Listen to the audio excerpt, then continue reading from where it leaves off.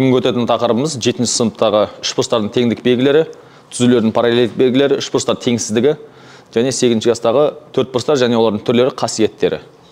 Ең бірінші үшбұрыштардың теңдік белгісінен бастайық. Біз мектепте үшбұрыштар теңдік белгісін қалай түсіндіреміз оқушыларға. Мысалы, үшбұрыштар теңдігінің бірінші белгісі десе, біз жазамыз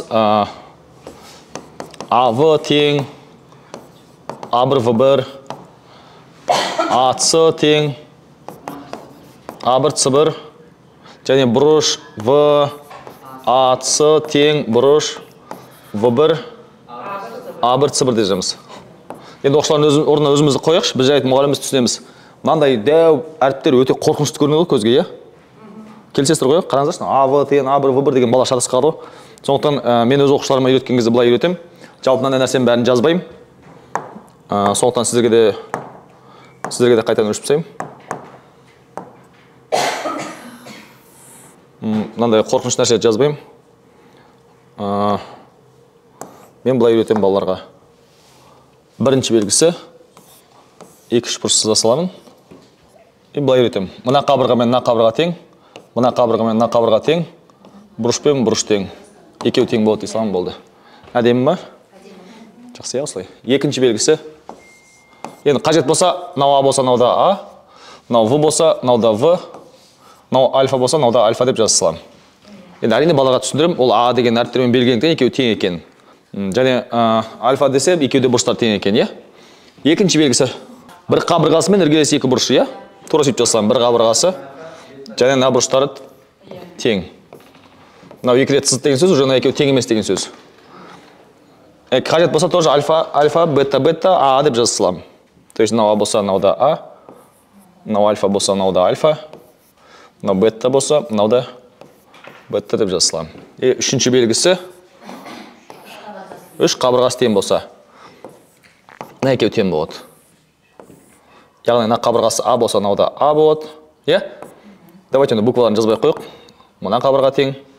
И мына үш қабырғалары бір-біріне тең болса, сәйкесінше тең болады. Үшбұрыштар теңдігінен, егер екі үшбұрыш тең болса, қандай қорытынды шығарушы едік?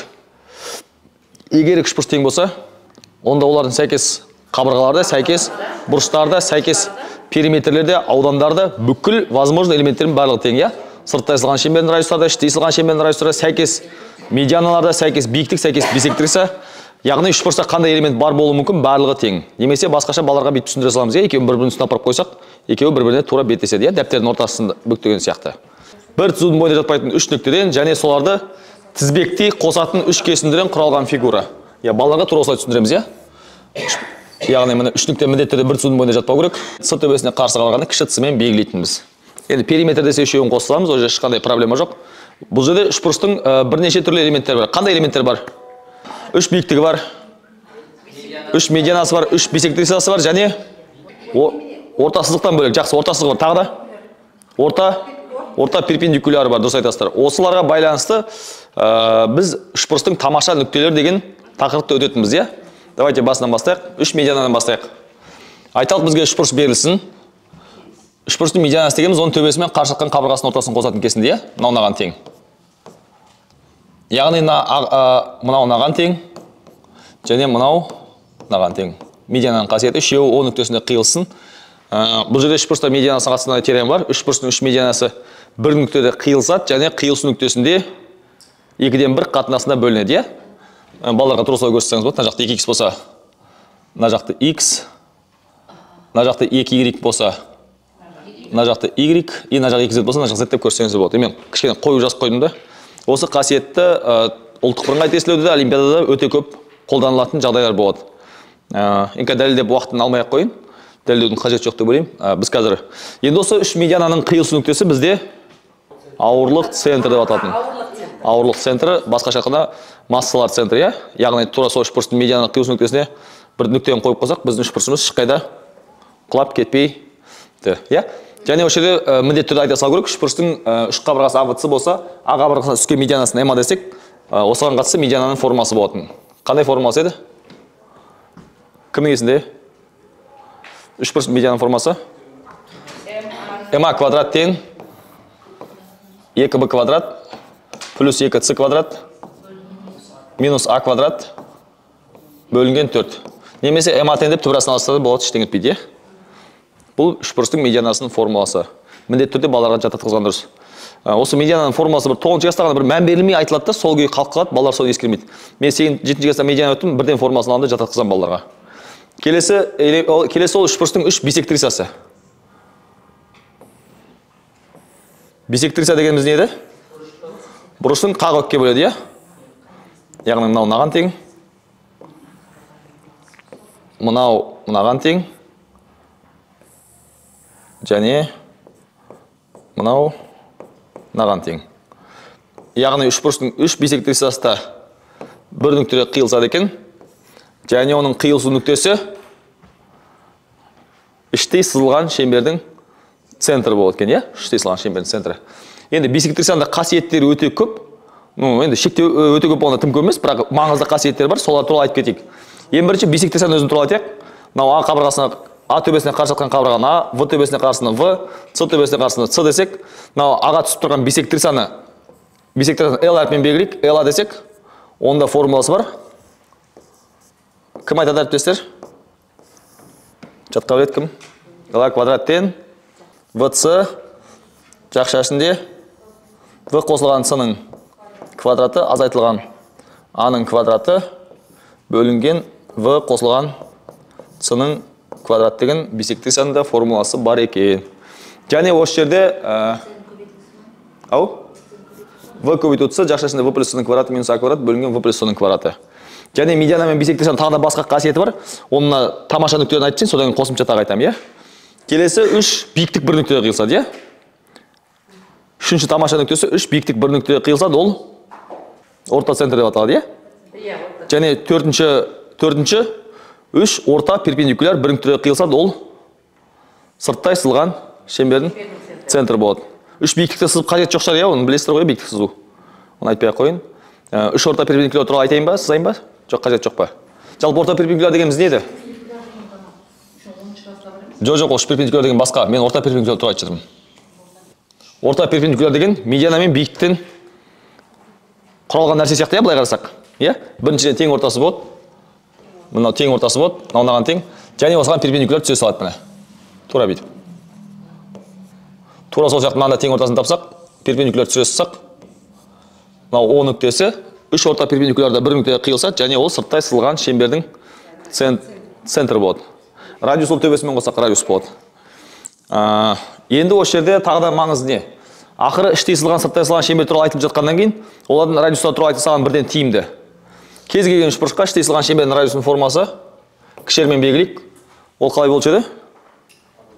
S бөлінген P болатын, S бөлінген P. Мұндағы P дегеніміз жарты периметр, А қосылған В қосылған С бөлінген 2. Және сырттай сызылғанда шеңбердің радиусын жазсақ бірден R-тен AVC бөлінген 4 S дегенде формулалары бар. Міне мынау үшбұрыш үшін мүмкін нәрселер осы. Және мен медиана мен бисектрисаның екі қасиетін айтам дедім. Сонда айтып кетейін. Медиананың тағы да бір қасиеті болатын. Осыны көбісі ескере бермейді, бірақ тестте де осыны жеңіл шығаруға болады. Және олимпиадада осы нәрселер көп пайдаланады. Медиананың қандай қасиеті бар еді? Ең негізгі қасиетін айтыңыздаршы. Екіден бір қатынасына бөлінеді деген одан бөлек. Жоқ, оны айтып кеттім теоремада. Одан басқа қандай қасиеті бар еді? Медиана ауданды тең екі бөлікке бөледі, яғни мына ауданына тең болады. Оны дәлелдеу оп-оңай, А болса мынауда А. Егер биіктік түсіретін болсақ, биіктік екеуісінде ортақ болады. Мынаның ауданы 2-ден 1 H, мынаның ауданы 2-ден 1 H болады. Яғни бұл жерде қасиет қандай екен? Медиана ауданды тең екі бөлікке бөледі деген қасиет, Одан бөлек мына жерде 3 медианасын жүргізсек, мына жерде 6 үшбұрыш шығады. Осы 6 үшбұрыштың аудандар тең болады ма? Жоқ, болмайды ма? Осы үй жұмыс сіздерге. Келесі сабақта маған айтасыздар. Тағы айтамын. Үшбұрыштың 3 медианасын жүргізген мына жерде 6 үшбұрыш пайда болды, Осы 6-ауының аудандары тең болады ма? Жоқ, әлде 2-ден тең бола ма? Соны айтып келесіздер маған келесі сабаққа. Келесі бисектрисаның қасиеті. Бисектрисаның қандай қасиеті бар? Айталық, бізде үшбұрыштың бір бисектрисасы берілсін. Осы бисектрисаның қандай қасиеті бар? Дұрыс айтады. Мен оны балалар әріппен бүйтіп үйресем, мынау А, мынау В болсын. Мынау С, мынау Д болатын болса, бисектрисаның главный қасиеті бар. А бөлінген С, тен В бөлінген Д. Бұны дәлелдеу қалай? Бұны дәлелдеу өте оп-оңай, синусат теоремасымен дәлелдей саласыздар. Өйткені мына бұрышты альфа десек, мынау да альфа. Мына бұрышты бета десек, Мынау 180 минус бетта. Ну, енді 180 минус беттамен мынаның синусымен екеуінің синустар тең екенін білеміз ғой. Сол жерден синустар теоремасын өрнектесеңіздер, мынаны оп-оңай дәлелдесуге болады. Бұл үшбұрыштарға қатысты мүмкін болатын нәрселердің барлығы. Енді бұл үшбұрыштардан бөлек бізде үшбұрыштардың ерекше үшбұрыштар бар. Ол қандай үшбұрыштар? Тең қабырғалы, тік бұрышты, тең бүйірлі, иә? Енді тең бүйірліні қатты айтып керегі жоқ, тең бүйірліні әдеттегі үшбұрыш сияқты Пифагор теоремасымен жаттай салуға болады. Мысалы, мен балаларға форма жататқызған кезде андай тез қорытылатын нәрселерді жататқызбаймын. Мысалы, тең бүйірлінде формасы бар ғой, бүйір қабырғасы Б табан А болса 4Б квадрат деген. Ерекше үшбұрыштар туралы кішкене әңгімелесейік. Бірінші ерекше үшбұрышымыз ол тік бұрышты үшбұрыш. Тік бұрышты үшбұрыш дегеніміз бір бұрышы 90 градус болатын үшбұрыш, иә? Бұл жерден бәріміз білетін ең негізгі теорема ол Пифагор теоремасы. Ол қалай еді? Ол катеттердің квадраттарының қосындысы гипотенузаның квадратына тең, келісесіздер, иә? Және сүйірбұрыштың анықтамалары бар, оны жазып уақыттарыңызға алмай қойын. Сүйірбұрыштың синус дегеніміз қарсы жатқан катеттің гипотенузаға қатынасы и так далее, иә? Косинус дегеніміз іргелес жатқан катеттің гипотенузаға қатынасы, тангенс дегеніміз қарсы жатқан катеттің іргелес жатқан катетке қатынасы, және котангенс керісінше іргелес катеттің қарсы катетке қатынасы. Ол туралы қатты айтпаймын. Ол бар жерде бар, және ол туралы есептер де көп, балалар уже шатыспайды. Бірақ айтатын мынандай нәрсе бар бұл жерде. Проекция деген нәрсе бар. Мына тік бұрышты үшбұрыштың айталық С төбесінен гипотенузаға биіктік түсірсек, мынау Д болсын. Ол екі үшбұрышқа бөледі. Осы жерде пайда болған мына үшбұрыштар, бұл үшбұрыштар туралы көп нәрсе айтуға болады. Бұл жерде мына екі үшбұрыш бір-біріне ұқсас болады, және ол үлкен үшбұрышқа ұқсас болады. Ол туралы айтуға болады. Бірақ қазір мен ол туралы айтқым келіп тұрған жоқ. Мына катеттің гипотенуза проекциясы мынау АЦ болады. Мына В-ның проекциясы ВЦ болады. Жалпы проекция дегеніміз не? Қалай түсіндіресіздер балаларға? Көлеңке деп түсіндіресіздер, мен де тура солай түсіндіремін. Мысалы, мен бүйтіп айтамын. Айталық, мынандай бір көлбеу столб тұрсын. Мына бүйтіп жеріміз тұрсын. Иә? И күн тура тас төбесінен түссін. Күн тас төбесінен түссін, сонда көлеңкесі қалай болады деймін. Ол мынаны биіктік бүйтіп түсіреміз. Мынау көлеңкесінің ұзындығы болады, дұрыс па? Яғни мына гипотенузаның жердегі проекциясы мынау болады. Проекцияның көлеңке. Мен тура солай түсіндіремін. Ендеше мына жердегі проекцияны күн тас төбесінен түссе, мынаның проекциясы мынау болады, мынаның проекциясы мынау болады. Иә, келісесіздер. АВ деген гипотенуза. Гипотенузаның өзі мынаған проекция болып табылады, мынаған екеуісіне. Біз мына катетер айтамыз. А-ның проекциясы АЦ, В-ның проекциясы ВЦ болса, осы жерде бірнеше формулалар бар. Және биіктігі HC болсын, С-ға түскен биіктік. HC болатын болса, онда мынандай формулалар бар, иә? А квадраттен АЦ көбейткен С, В квадраттен ВЦ көбейткен С, және HC квадраттен АЦ көбейтілген ВЦ деген формулалар бар. Және осы жерде айтылып кететін нәрсе ол жаңа сырттай салған, іште салған шеңберлер туралы айтылып кететін нәрсе. Тікбұрышты үшбұрышқа сырттай салған шеңбердің радиусының формасы бар. Ол R-мізден гипотенузаның тең жартысына тең. Және ол гипотенузаға түскен медианаға тең. Ал іште салған шеңбердің радиусын алатын болсақ, R-тен А қосылған В азайтылған С бөлінген 2 деген өзінің жекеменшік формасы бар екен. Мынаны жаңағы жалпы формамен шығарасыз өтіп, бірақ өзінің жекеменшік формасы. Жалпы жекеменшік форма бізге не үшін керек? Өмірімізді жеңілдету үшін керек, е? Тезірек болу үшін. Енді келесі ерекше үшбұрышымыз ол тең қабырғалы үшбұрыш екен. Тең қабырғалы үшбұрыш деген бұл өте әдемі үшбұрыш. Үш қабырғасы да тең, үш бұрышы да тең.